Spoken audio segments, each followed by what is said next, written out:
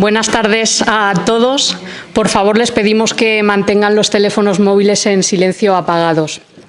Bienvenidos al Centro Ágora, donde cada lunes a las 6 de la tarde disfrutamos de este espacio de encuentro y conocimiento que organizan Hacemos Barrio, la Federación de Asociaciones Vecinales de Albacete, la FAVA, y el Ayuntamiento de la ciudad a través de su Concejalía de Calidad de Vida y Participación. Gracias a su colaboración, este ciclo de conferencias se ha consolidado como una cita cultural imprescindible, abierta a todos los vecinos y vecinas de nuestra ciudad.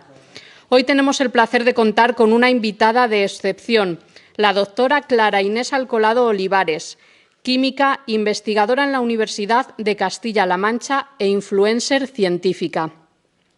Clara Inés es una de esas jóvenes científicas que ha sabido combinar el rigor académico con la capacidad de comunicar la ciencia de forma atractiva y cercana. Graduada en Química con másteres en Química y en Formación del Profesorado, centra su investigación en la degradación de contaminantes presentes en el medio ambiente. Además, es autora de numerosos artículos en revistas de alto impacto y colabora en proyectos educativos con entidades como UNICEF, CaixaBank o la Fundación Española para la Ciencia y la Tecnología. Su labor divulgativa reúne a más de 190.000 seguidores en redes sociales, donde comparte contenidos sobre química, sostenibilidad y ciencia cotidiana, demostrando que el conocimiento también puede ser inspirador y viral. Su trabajo ha sido reconocido por medios nacionales y por instituciones científicas como la Real Sociedad Española de Química. En la charla de hoy, titulada Ciencia Viral, nos invita a reflexionar sobre cómo la ciencia ha saltado del laboratorio a las redes sociales. Vivimos un tiempo en el que las ideas se propagan a gran velocidad. Junto a la verdad científica también circulan bulos, fake news y desinformación. Clara Inés nos hablará de cómo distinguir entre ambos mundos, de cómo comunicar la ciencia de manera clara, responsable y honesta, y de cómo las redes pueden ser una herramienta poderosa para despertar la curiosidad y el pensamiento crítico, especialmente entre los jóvenes. En definitiva, una conferencia para descubrir que la ciencia no solo informa, sino que inspira, conecta y transforma. Les dejo, pues, con nuestra ponente de hoy, Clara Inés Alcolado Olivares.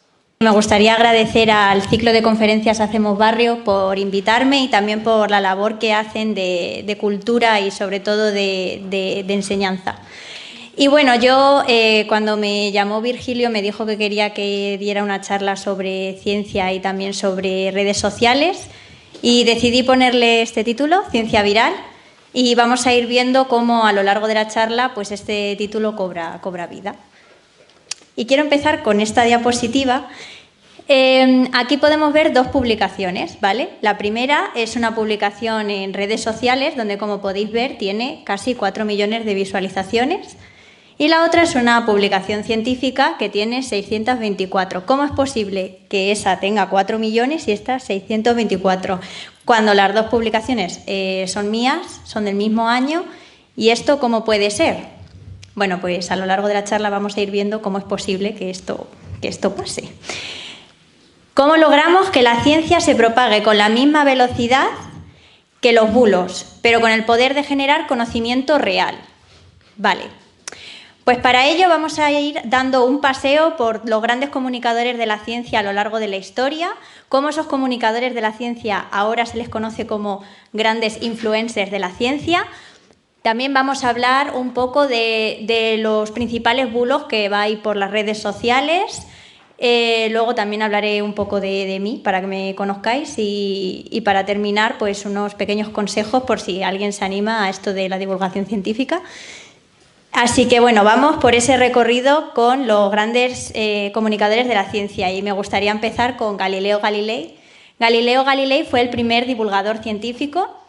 Él empezó a escribir en italiano para llegar al público común. Introdujo el lenguaje científico en la cultura popular con, por ejemplo, diálogos sobre los sistemas del mundo, donde explicaba los sistemas de la Tierra, etcétera, y se veía pues el uso de su relato y el diálogo con unas ideas complejas, pero cómo las expresaba de una forma más sencilla para que todo el mundo lo pudiera entender.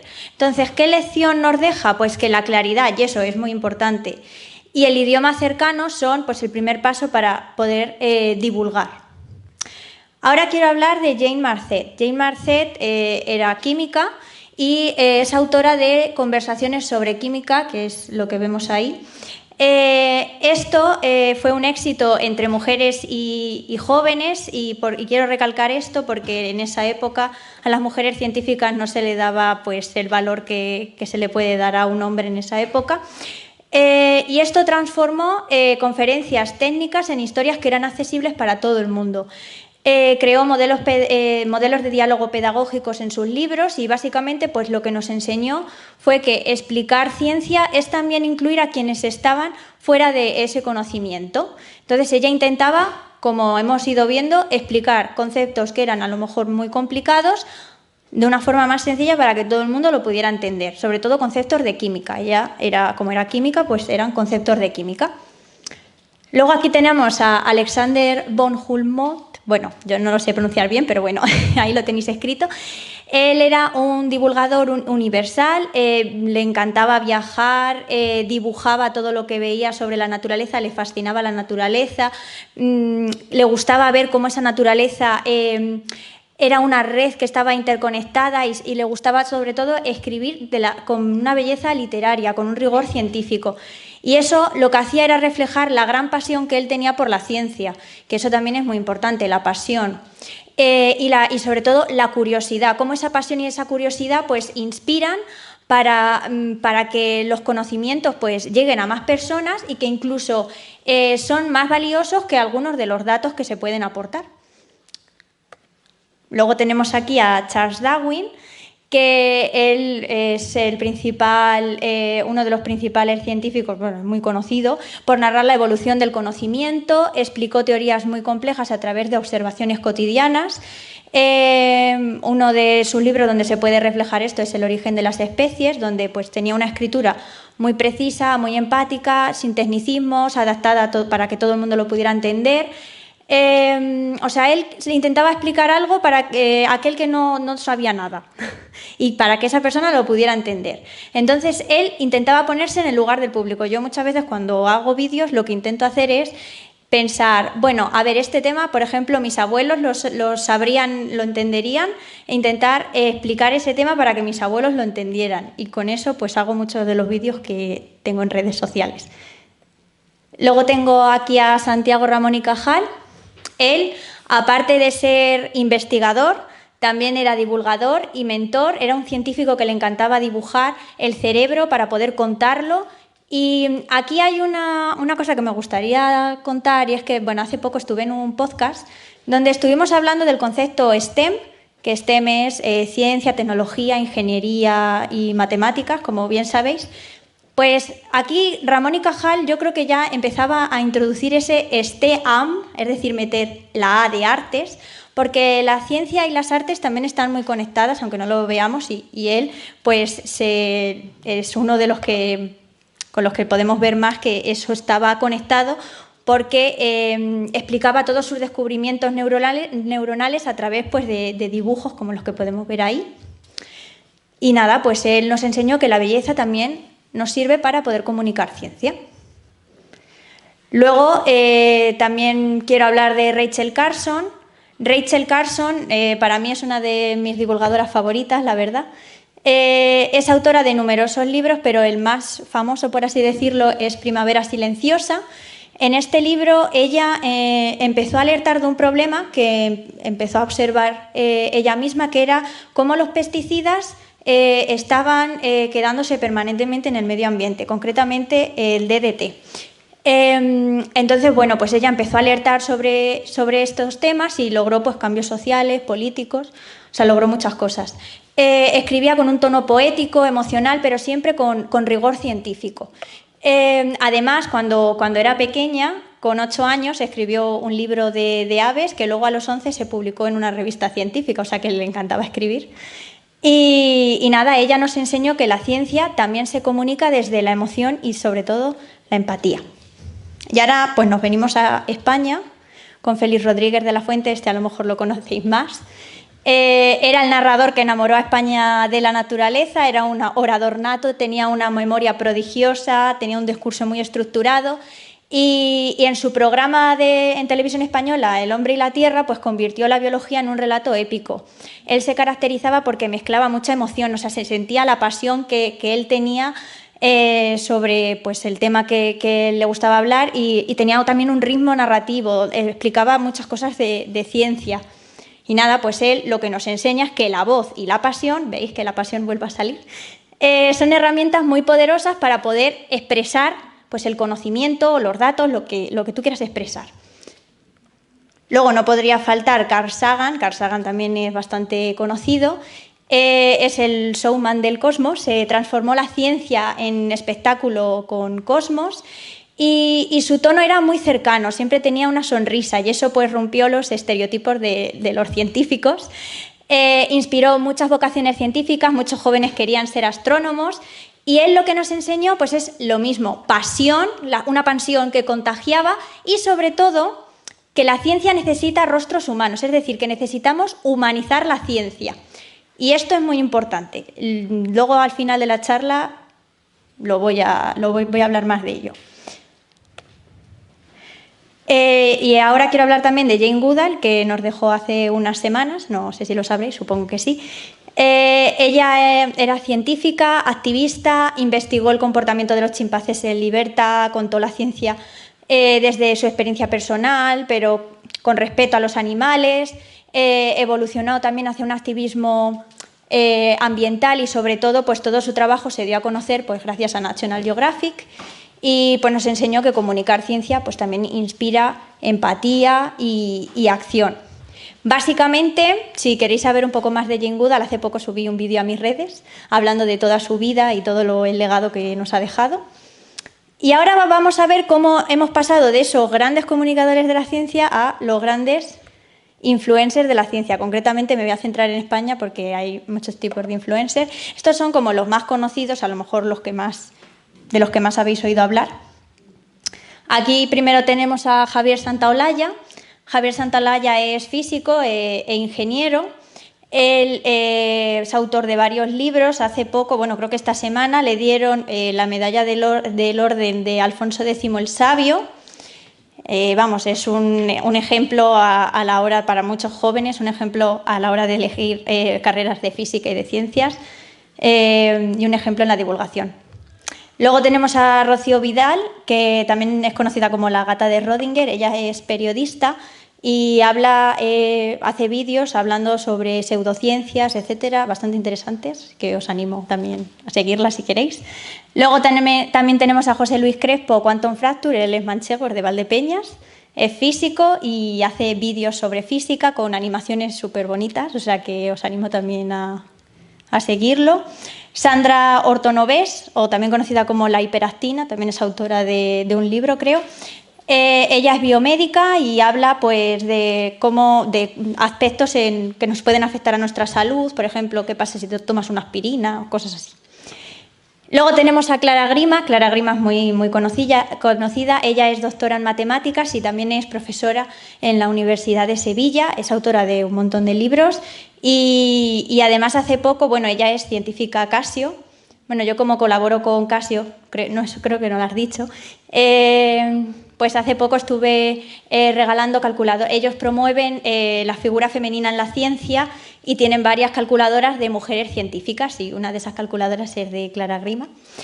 Luego tenemos a Débora García Bello, que ella es doctora en química y también pues, hace muchos vídeos de divulgación científica súper interesantes de química.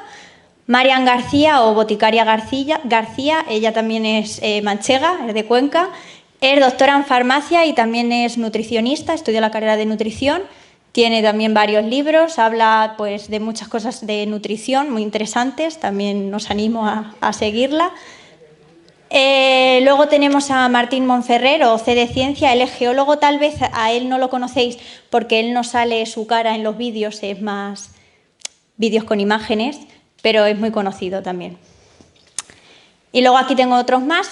Adrián García, o el físico barbudo, este a lo mejor lo conocéis de Órbita Laica, él es físico y hace pues un montón de vídeos sobre física, le gusta mucho el heavy metal, intenta mezclar el heavy metal con la física. Luego tenemos a Ana Morales, o Because Size Matters. Ella es doctora en nanomateriales y ella pues hace vídeos súper curiosos. Hace poco estuvo haciendo una serie de vídeos donde explicaba biología con Pokémon. Una cosa que parece que no puede ser, pero ella lo hace posible.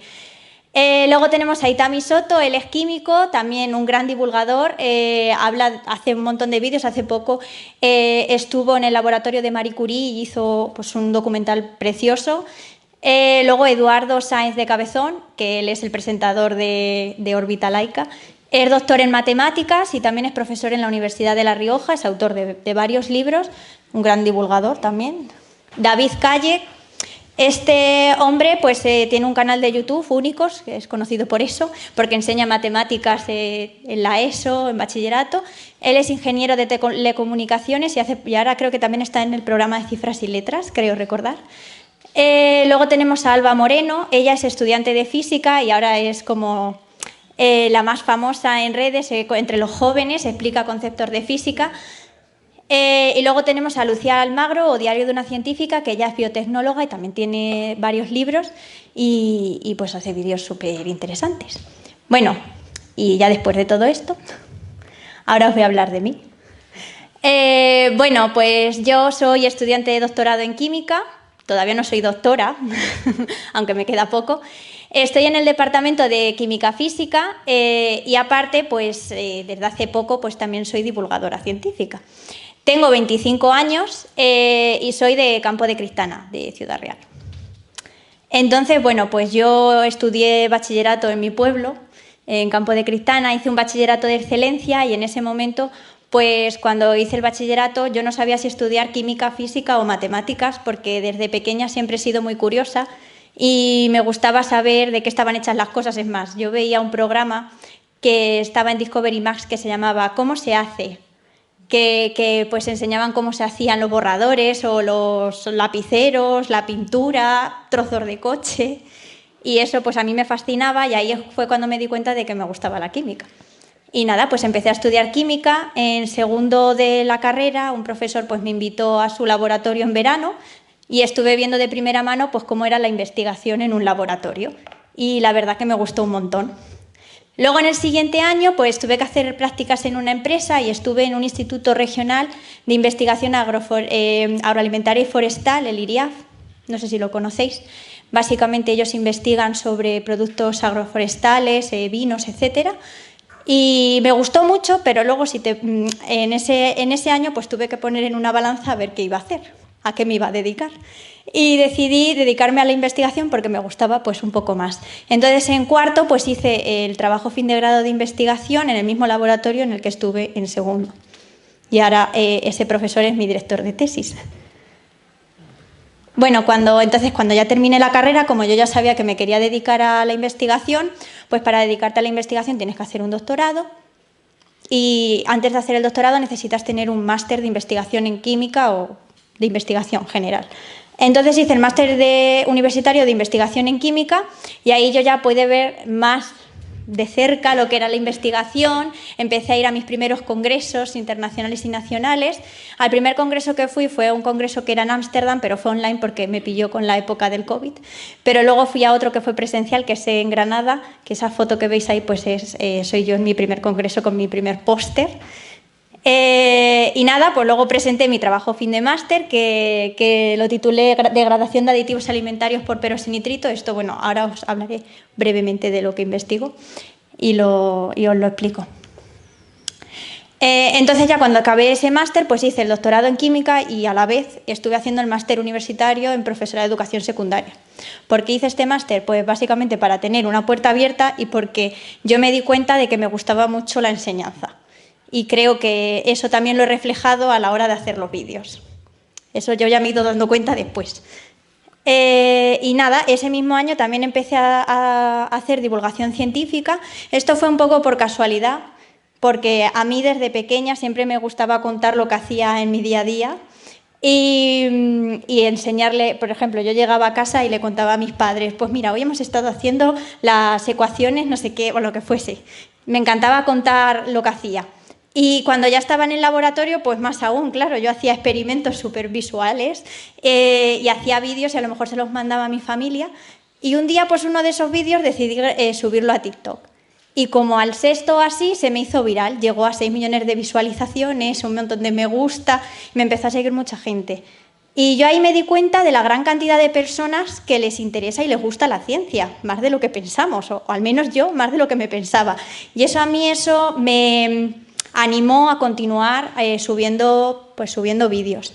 Y bueno, pues con los años, yo al principio sí que es cierto que no salía yo, porque me daba vergüenza. Entonces hacía experimentos que eran visualmente impactantes, así con mucho color, con fuegos de colores, pero solo salían mis manos. Y luego ya, pues no sé por qué, dije, venga, pues voy a hacer un vídeo en el que salga yo. Y ya desde ahí fue cuando empecé a tener más seguidores. Por eso la importancia de humanizar la ciencia. Porque yo creo que hasta que la gente no vea a una persona de carne y hueso, es como que no se cree de verdad que esos vídeos sean tuyos. Luego, eso fue en el 2023 o así. Y esa Navidad, pues tuve la idea de hacer un calendario de Adviento.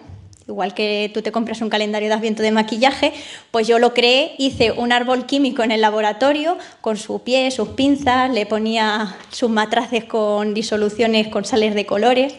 A lo mejor le colgaba un chocolate y hablaba de la química del chocolate, le ponía un espumillón y hablaba de la química del espumillón, de las luces LED, de lo que fuese. Y a partir de ahí empecé a tener muchos más seguidores en Instagram. Y nada, pues después de todo eso, pues me ha llevado pues, a tener colaboraciones con diferentes entidades como Casio, CaixaBank, UNICEF. Hace poco hice una con Oxford, donde tuve que demostrar por qué Castilla-La Mancha era la mejor comunidad de España. No sé si ese vídeo a lo mejor lo habéis visto, porque me ha llegado un montón de gente que lo ha visto de muchas partes de Castilla-La Mancha. Y luego pues me han hecho entrevistas en la Radio Nacional de España, en la de Castilla-La Mancha, en periódicos como La Vanguardia, El Español, El País, El Diario, etc. Y lo que fue también para mí un antes y un después en la divulgación fue que me concedieron un proyecto de divulgación científica la Fundación de Universidades y también colaboraba con la Universidad de Castilla-La Mancha. Y ese proyecto se llamaba Mancha Ciencia, caerás en mis redes, aunque bueno, todo el mundo lo conoce como Mancha Ciencia. Mancha Ciencia básicamente era un programa que lo que trataba era de enseñar la investigación que se llevaba a cabo en Castilla-La Mancha, preferentemente por mujeres. Entonces ese programa pues, se subía a YouTube, duraba como 20 minutos, tenía 3 partes, una primera parte que se llamaba Conciencia Manchega, donde yo entrevistaba a la investigadora, luego una segunda parte que se llamaba Ciencia Callejera, entonces yo me iba a la calle y la gente que pasara, pues hombre, le preguntaba, ¿quieres que te grabe, te haga unas preguntas tal? Y les hacía preguntas de cultura general de lo que investigaba esa persona. Por ejemplo, ¿cuál es el gas más abundante de la atmósfera? O ¿todas las aves pueden volar? Y cosas así. Y luego la tercera parte se llamaba Conexión Secundaria, donde institutos de Castilla-La Mancha me mandaban un vídeo haciéndole una pregunta a la persona que entrevistaba, y la última era Luces, Cámara, Reacción, y básicamente era hacer un experimento sobre lo que investigaba esa persona. Y esos vídeos pues, se subían a YouTube y también se subían a mi Instagram y mi TikTok, y ahí tenéis un código QR por si queréis ver los vídeos. Salieron como 9 programas o así. La verdad que muy interesantes, con mucho esfuerzo detrás también. Y nada, pues eso. Y luego pues también me han dado premios, eso ya lo habéis dicho de vosotros, que fue un reconocimiento el periódico El Diario, y luego también me dieron un premio de divulgación científica a la Real Sociedad Española de la Química. Y lo que más me sorprendió, bueno, es que yo desde abril, mayo y junio de este año estuve en Francia, en Lyon concretamente, haciendo mi estancia predoctoral para poder obtener el doctorado internacional. Y allí un día me llegó un correo del CNRS, el CNRS es como el CSIC aquí, diciéndome que me querían hacer una entrevista, que se habían enterado de que era influencer. Y bueno, yo eso me quedé un poco a cuadros porque dije, ¿cómo se pueden enterar si yo los vídeos los hago en español? ¿Cómo han visto esto? Y nada, pues me hicieron una entrevista. Sí que es cierto que se pusieron en contacto conmigo en junio y ya era un poco precipitado porque, claro, tú cuando te vas en abril, pues es un poco, te familiarizas con el entorno del laboratorio. En mayo estuve haciendo experimentos donde la mitad no me salían. Y ya en junio me empezaron a salir las cosas y yo ya me tenía que volver a España. Entonces, bueno, pues como pudimos, grabamos eso. Esa entrevista la podéis encontrar en mis redes sociales y también en su página web. Y nada, pues eso me hizo mucha ilusión, la verdad. La entrevista evidentemente está en inglés, pero bueno, se entiende, creo que se entiende. Y hace poco, bueno, el 30 de septiembre, lleva unas semanas, ya ha salido a la venta mi primer libro, que se llama Tu hogar, tus contaminantes, toda la química invisible en nuestro día a día. Esto pues fue un proyecto gracias a Pinolia, la editorial Pinolia, que me llamó hace como un año y medio o así. Me propuso que si quería escribir un libro, les dije que sí. Y bueno, pues yo en mis ratos libres, los pocos que tengo ya, estuve escribiendo el libro y nada, pues ya ha salido a la venta. Y estoy muy contenta, la verdad. Y bueno, ahora os voy a explicar un poco lo que investigo. Ya bien has dicho que investigo sobre la degradación de contaminantes en el medio ambiente, pero ¿cómo degrado estos contaminantes? Bueno, pues yo los degrado con oxidantes que se encuentran por sí solos en la naturaleza. Por ejemplo, el cloro, el radical OH, esto puede ser un poco raro, pero bueno. Con oxidantes que se encuentran en la naturaleza. Entonces, los degrado en el agua, en el aire y entre medias, en el aire y en el agua. Lo del entre medias se llama interfase y eso lo estuve haciendo en Francia. Luego lo de fase acuosa lo hago tanto en ríos, lagos, etcétera, como también la fase acuosa de las nubes, porque las nubes también tienen una parte acuosa. Esto lo hago en la Facultad de Ciencias y Tecnologías Químicas de la Universidad de Castilla-La Mancha, que está en Ciudad Real. Y luego la fase gaseosa lo hago en el Instituto de Combustión y Contaminación Atmosférica. Y bueno, básicamente esto es mi tesis doctoral muy resumida. Y ahora vamos a hablar de los bulos. Los bulos y la desinformación, que es otra de las caras de la viralidad. Porque un bulo viaja 6 veces mucho más rápido que una corrección. Yo considero que los bulos se deben de solventar con más información, pero información de calidad, evidentemente. Entonces vamos a hablar de los bulos que son más virales en ciencia. Y vamos a empezar con inteligencia artificial, que ahora está muy de moda. Muchas veces he escuchado y he leído, vamos a tener máquinas capaces de tomar el poder y adueñarse de las personas. ¿Cuántos de vosotros habéis escuchado esto? Muchas veces, ¿verdad? Y es que hay algo que nos indique que eso sea verdad, porque las máquinas a día de hoy no tienen conciencia. El mayor problema que tiene la inteligencia artificial a día de hoy es la privacidad de las personas, luego la existencia en sesgos de datos y de algoritmos. Por ello es importante la regulación y sobre todo lo que es importante es ver de dónde proceden este tipo de noticias. Intentar contrastarla con datos que sean de calidad, con artículos científicos, con personas que sepan sobre inteligencia artificial, eso es lo fundamental. Pero bueno, podemos decir que esto no es cierto. Meteorología. A ver esta. Sacan una foto antigua de un termómetro en la calle que pone 50 grados y la comparten junto a un titular que asegura que en verano siempre ha hecho calor. Esto seguro que lo habéis visto en verano. ¿A que sí? Bueno, pues esto evidentemente es falso también, porque en España pues tenemos unas estaciones que llevan dando datos más de 100 años, que son datos de calidad. La EMET luego sigue unas calibraciones de los termómetros. Hay que decir que los termómetros no están calibrados porque están, o sea, los termómetros de la calle no están calibrados porque están al sol. O sea, eso no tiene una veracidad, que no se puede, que eso no es verdad. Y luego, lo único que esto hace pues, es desprestigiar el trabajo que hacen los meteorólogos de verdad y que un día cuando pase algo que nos ponga en riesgo a nosotros, pues lo que va a pasar es que no nos lo vamos a creer. Entonces, bueno, esto es falso también. Tecnología de alimentos. Nos advierten de posibles peligros o riesgos que hay en los alimentos. El alimento que tienes que tomar para prevenir el cáncer o el alimento que cura la diabetes tipo 2. Esto seguro que lo habéis visto en titulares también. Siempre cosas milagrosas o fatales, nunca. Entonces, esto lo más importante y lo que yo quiero que os vayáis con eso es que la Unión Europea es uno de los sistemas más seguros que hay en el mundo. Hacen regulaciones pues muy a menudo, al menos yo que sé por las aguas y eso, cada 2 años llevan una lista de registro de todas las sustancias nuevas que se encuentran en las aguas y vamos, que es muy seguro. Es más, hace poco, no sé si lo habéis visto esa noticia, han eliminado 2 moléculas de los pintauñas semipermanentes, creo que salió en septiembre. Porque la Unión Europea observó que eran tóxicos. Bueno, hice yo un vídeo de esto en las redes sociales explicando esto y la gente diciendo que era mentira, que yo me lo estaba inventando. Bueno, en fin, y así con todo. Porque luego también está la gente que comenta pues sin ningún tipo de criterio, que eso también hay. Entonces, cuando nosotros veamos algo que sea demasiado llamativo o que sea demasiado milagroso, todas esas cosas son mentiras. No nos las tenemos que creer. Y menos tenemos que, por ejemplo, en este tipo de bulos que son referidos a la alimentación, basarnos en este tipo de información que aparece en las redes sociales para crear tu dieta o cosas así. O sea, no. Ve a profesionales que hayan estudiado nutrición, personas que sepan sobre el tema y ser prudentes, evidentemente. Y luego medicina y vacunas, de esto también hay mucho. La vacuna triple vírica causa autismo, esta seguro que también la habéis escuchado, porque fue bastante famosa.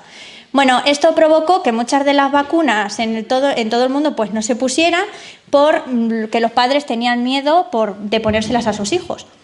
Entonces, este bulo tiene origen en un estudio, que el estudio luego se retiró porque vieron que esto no era verdad. Pues más, esta vacuna es de las que más vidas ha salvado. Entonces, cuando veamos este tipo de titulares, primero, contrastar información. Segundo, si no estamos muy seguros, yo os recomiendo que busquéis en Google Scholar y busquéis un artículo científico y lo leáis. Que os sale en inglés, le dais a traducir arriba, que en Google, que siempre hay un apartado de traducir. Y si no, pues consultar con un profesional que tengáis en vuestro entorno, que sepa sobre estas cosas y ya está. Entonces, lo importante es lo que he dicho, información de calidad. Para crear esta información de calidad, primero me gustaría deciros los beneficios que tiene la divulgación, que los hemos ido hablando que los hemos ido viendo a lo largo de la charla, que básicamente es acercar la ciencia al público, eso es lo más importante, fomentar el interés por la ciencia, desmentir mitos y desinformación, promover la alfabetización científica y generar debates y discusiones. Esto es muy importante porque, pues como podemos ver, esto puede llevar a que se cree más conocimiento en la sociedad, porque todo este tipo de bulos también nacen del desconocimiento de las personas. ¿Y qué consejos os doy para si os animáis a hacer divulgación en las redes sociales? Pues bueno, primero tenemos que conocer nuestra audiencia. Yo, por ejemplo, tengo seguidores de todo tipo. Desde niños pequeños que sus padres les enseñan mis vídeos de experimentos, hasta gente de la ESO, de bachillerato, gente que está estudiando la carrera, gente más adulta que le gusta la ciencia. Mi entorno más o menos siempre es entre los 18 y los 25 años, más o menos. Entonces, conociendo a tu audiencia, pues ya sabes también por dónde tienes que mover o qué temas pueden interesar más. Luego, ser claro y ser conciso. Utilizar un lenguaje accesible, que lo pueda entender tu abuela. Incluir elementos visuales. Bueno, yo eso lo tengo fácil porque los experimentos ya son muy visuales, pero pues eso, poner muchas fotos, vídeos, fomentar la interacción. Yo siempre, al final de mis vídeos, siempre digo, bueno, comentad lo que os ha parecido, lo que pensáis, o qué temas os gustaría de que hablara en otro vídeo. Pues eso, interaccionar con los seguidores. Yo siempre, al final del día, dedico un rato, porque recibo muchos mensajes de gente, dedico un rato para contestar a la gente, porque me gusta interaccionar con las personas que me ven. Luego hay que ser transparente y honesto, o sea, ser como tú eres, y yo creo que eso traspasa la pantalla. Mantener la ética, eso es evidente, y luego actualizarse constantemente porque la ciencia pues va cambiando. Ya bien os he dicho lo de los pintaúñas, pues eso era un tema de actualidad y yo dije pues voy a hacer un vídeo para que la gente pues lo sepa mejor. Y luego evaluar el impacto, es decir, qué vídeos gustan más, qué vídeos gustan menos, qué temas son de actualidad, eso siempre llama la atención. Entonces, si tú evalúas bien el impacto, pues es que conoces a tu audiencia y es un ciclo. Y luego, aunque no lo creáis, las redes sociales pues también despiertan vocaciones científicas. Bueno, aquí he puesto algunas fotos de institutos y colegios a los que he ido, o eventos en los que he dado charlas o experimentos a niños. Y muchos de los niños cuando voy pues ya me conocen porque o me han visto de las redes sociales o porque han venido a otro tipo de talleres conmigo. Entonces ya muchos me conocen. Mira, aquí esta foto, bueno, es que no me puedo mover, pero bueno, abajo la segunda por la izquierda, esa foto fue tomada hace unas semanas, que fue la Mancha Cómic en Ciudad Real, y estuvimos haciendo un taller que se llamaba Oliver y Benji, Ciencia y Fútbol. Y los niños estuvieron viendo cómo la ciencia estaba en el fútbol, una cosa que parece que no es verdad, pero sí. Estuvimos haciendo un experimento para obtener nylon, que es el tejido del que está hecha las equipaciones de fútbol. Luego estuvimos haciendo fluido no newtoniano, que muchos de los guantes de los porteros o las espinilleras pues tienen este tipo de fluidos para que cuando te impacte la pelota pues no te duela. Y luego estuvimos haciendo pues un balón con sus tres partes que tiene el balón, que tiene su vejiga, su capa de tela y luego su recubrimiento. Pues estuvimos haciendo todo eso y los niños pues vieron cómo la ciencia estaba en el fútbol. Luego aquí la siguiente foto, la de ahí, eso fue un taller que hice en mi pueblo sobre la química que hay en el Quijote. Bueno, esto me lo propusieron en verano, me acuerdo, y esto fue en noviembre del año pasado. Y claro, me tuve que leer el Quijote para ver toda la química que había en el Quijote. Y parece que no, pero tiene muchísima ciencia. O sea, yo me quedé alucinada. Es más, hay una parte de esto que lo he puesto en mi libro. Y nada, estuvimos haciendo un taller, estuvimos haciendo extrayendo la esencia del romero, haciendo el famoso bálsamo de Fierabras y cosas de estas. Y nada, pues luego aparte de todo esto, que los niños me conocen y todas esas cosas, en las redes, como bien he dicho, pues recibo muchos comentarios de gente que está en bachillerato que no sabe qué estudiar, si estudiar química. Sobre todo me preguntan por química, porque es lo que he estudiado yo, que cuál es mi opinión, qué salidas profesionales tiene, etcétera. Entonces, bueno, pues yo le doy mi opinión y tal.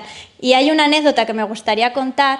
Hace 2 años, no, miento, 3, me escribió una chica por TikTok, una chica que era de Valdepeñas, y me dijo que le gustaría estudiar química, pero que no estaba segura. Me acuerdo que me escribió en la época de la EBAU, cuando has terminado la EBAU, no sabes qué hacer, tienes tus dudas, pues ahí.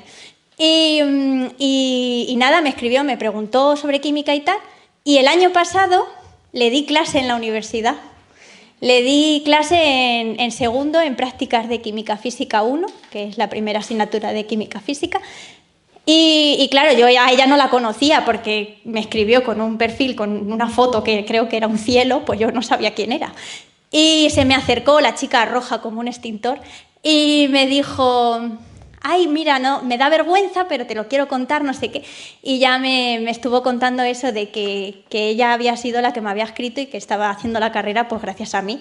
Y hay muchos mensajes que recibo de eso y eso pues también me da pues fuerza y ganas para continuar haciendo divulgación científica, porque al final combinar la investigación, o sea, una tesis doctoral que requiere mucho tiempo, si alguien de aquí ha hecho una tesis doctoral lo puede saber, requiere mucho tiempo, mucho trabajo, y yo aparte saco tiempo para hacer los vídeos, para escribir un libro, entonces eso requiere sacrificio y pues gracias a la gente a mí también eso me anima a continuar.